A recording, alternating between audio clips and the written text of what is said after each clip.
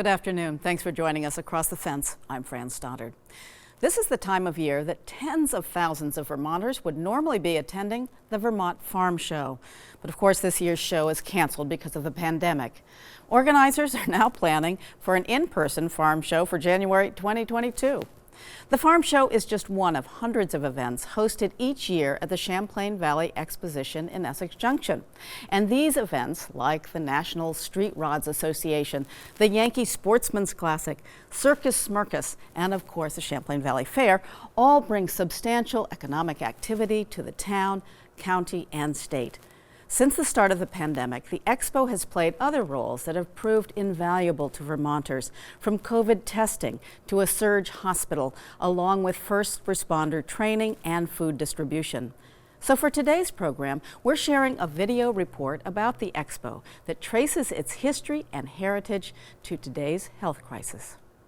For 100 years, the Champlain Valley Exposition, located in the heart of Chittenden County, remains a focal point for economic activity, events, community gatherings, and excitement. Every year, CVE hosts dozens of events that touch every fabric of Vermont's culture, ranging from the Vermont Farm Show, Circus Smirkus, Girls on the Run, and the iconic Champlain Valley Fair. When people think of the Expo, they think of the fair, the best days of summer, but it is so much more than that. It's about gatherings that happen here pretty much every weekend or every day of the week. Soccer tournaments, you've got flea markets, you've got horse shows, you've got just a place where people can gather in an open space.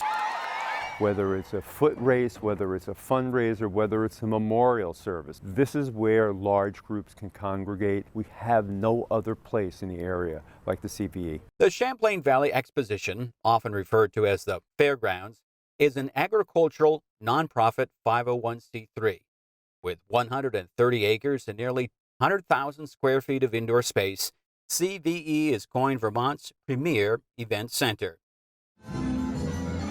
It proves year over year not only to be a host of dozens of events and gatherings, but it's a huge economic driver for the region. Well, what occurs here is something that doesn't occur anywhere else. We love our open spaces and we love our mountains, and trust me, I celebrate that as much as anybody else.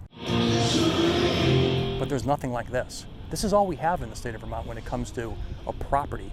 As a community, we're missing a convention center, and we're missing sort of that large venue space where people can convene together if it's for a concert or a festival or an event. And the Champlain Valley Expo brings that together in what's an unconventional space, but what that's good for is all sorts of events. You can't have a horse show just anywhere. You've got to have the venue for it. And this venue is ideal. It's got the barns, it's got the ring, it's got everything we need here, and we wouldn't be able to have them without that opportunity. They've got a great venue. For us, it works particularly for our indoor events, but even for a number of our outdoor events. Not only does the Champlain Valley Exposition host events, but it is the home of two large soccer programs. Love it here. You know, what we're able to offer our kids in the space that we've got and with the quality of the surface that we have, it's an additional plus for our kids that they might not get with other programs. But like so much around us, the excitement and anticipation of entertainment, arts, crafts, concerts, food, and rides all came to a crashing halt on March 24th, 2020. I need you to stay home. Doing so will save lives. It's just that simple. Governor Phil Scott's stay-at-home order was a shock to the system, but a necessary one as the world began to grapple with the COVID-19 pandemic. Vermont's government agencies and communities around the state began the daunting task of figuring out how to navigate, prepare, and protect. I was in my office thinking, oh my, where are we going to be able to do this? And not surprisingly, I thought, what about the fairgrounds? Within 24 hours of receiving the call, the UVM Medical Center had sent a team to the Champlain Valley Exposition to scope out and begin constructing a drive-through testing site where roughly 13,000 tests were conducted over the next 6 months, helping the state epidemiologist monitor the region for COVID outbreaks. The fairgrounds stepped up and did that for us and said, we're not able to use our facilities, property, for obvious reasons, and let's think creatively about a way that we can benefit the community and that we can benefit the health of Vermonters. And, I think we've seen through this experience some unusual partnerships happening all over the place, but this is a fine example of one of the best ones. Soon after setting setting up the testing site, the state of Vermont reached out to see if they could use the expo for what could be called a surge site, a new job. It was about a couple of days between the first order to start the concept design and the kind of a layout for it, all the way to getting initial planning, mobilization, and everybody in place along with materials to start the construction and start the transformation of the Expo Center into the 400-bed hospital.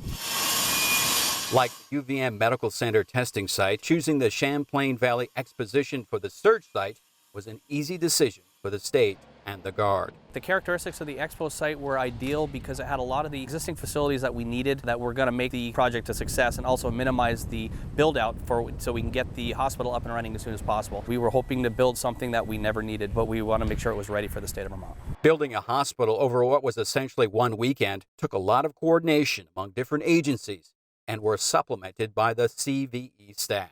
We were very fortunate for the teamwork and for the joint environment that we created really quickly to get the 400 beds turned over to medical within about 5 days. From the medical testing to the surge site, CVE remained eager to do what they could do to help and support the community, including opening their doors for more joyous occasions, including high school graduations. My first initial emotions were like, oh my God, how lucky are we to have a graduation, you know? Like, that's crazy to think that we would even have something like that at such a large volume, but they did it so successfully, and it's really cool. From what I could tell, certainly the Essex High School graduation, I had nothing but favorable, positive comments in terms of face-to-face, emails, waves as people exited that day. Everything was positive. So that's tribute to the fact that the kids got a good send-off and a pretty surreal end of their senior year, to say the least. While the Champlain Valley Expo was willing and able to help others navigate through tough times, Governor Scott's announcement that fairs and field days wouldn't occur in 2020 forced a new reality. For the first time in its 99-year history, the Champlain Valley Fair was canceled. To tell my 8-year-old daughter that she couldn't come to the fair this year was a very long day of how I was going to approach that. We have so many good memories of coming here as a family, and it was a huge missing this year. And I still have this odd feeling that it didn't happen this year, and I still think it's going to happen tomorrow. At this point in time, there's no guarantee that the 2021 fair can occur.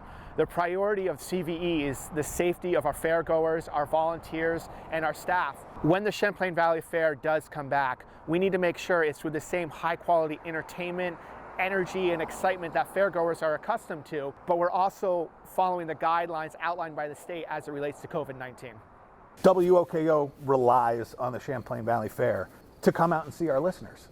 Right now, we're doing Facebook Lives during COVID-19 because we can't get out and see our listeners.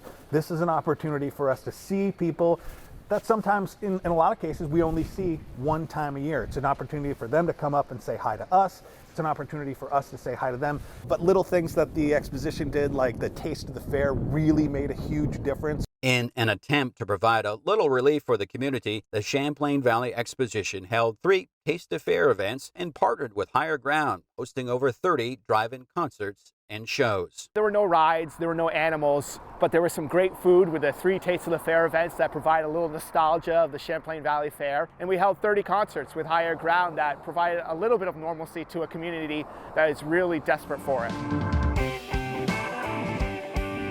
With the forced cancellation of the majority events planned for 2020, the impact was felt not only for attendees, but local businesses, vendors, and food concessionaires. Well, that's 60 or 70 small mom and pop businesses that survive because we give them a venue at your venue. If that goes away, you know, that impact just trickles down. I think that might be one of the biggest things is that you guys bring. You know, it's what the community doesn't realize until it's not there. When we put on concerts here together, I have friends and people in the industry that reach out to me from all corners that want to come up here and hang out. And what do? They come up to a concert, they go out to eat, they go hang out in Burlington. It captures probably more than we realize what it means to just come here for an afternoon or for an evening.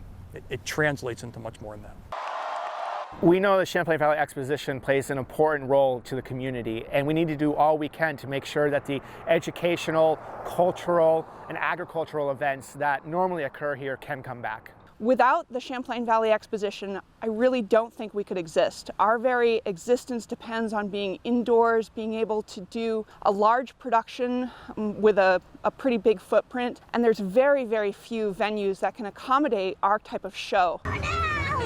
I'm not sure where people would go if the fairgrounds wasn't here, if you had to shrink your footprint, or God forbid you ever had to sell. And that's why it's important that people understand the social impact and the economic impact, and the two of them go hand in hand. They're inextricably woven in the fabric of our community. Street Rod Group would be without a home if the Champlain Valley Exposition ceased to exist. Simply, we wouldn't have the capacity to host them here in the community. This is the only place that's been able to do it with the hotel rooms nearby, as well as the infrastructure to host over 3,500 people in one place, one venue. The Champlain Valley Exposition is not immune. Nobody is immune to the situation. Like so many organizations across the globe, we're taking a hard look at our operations to make sure that we can survive. And unfortunately, that has meant staff furloughs. We've delayed really important capital improvements, and we're now reassessing our willingness to take risk. No one can say for certain what the near future will look like, or even how CVE will be operating in 2021. Large gatherings can occur again. Look to the Champlain Valley Exposition as the epicenter of entertainment, culture, agriculture, and economic activity. Make no mistake, the Champlain Valley Exposition must survive and be a pillar for the region and the state of Vermont.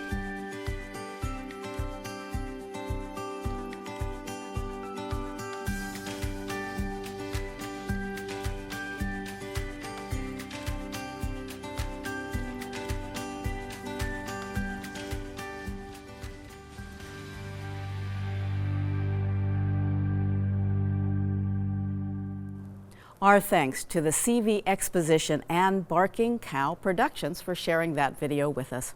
And once again, thank you for joining us across the fence. I'm Fran Stoddard. Stay well.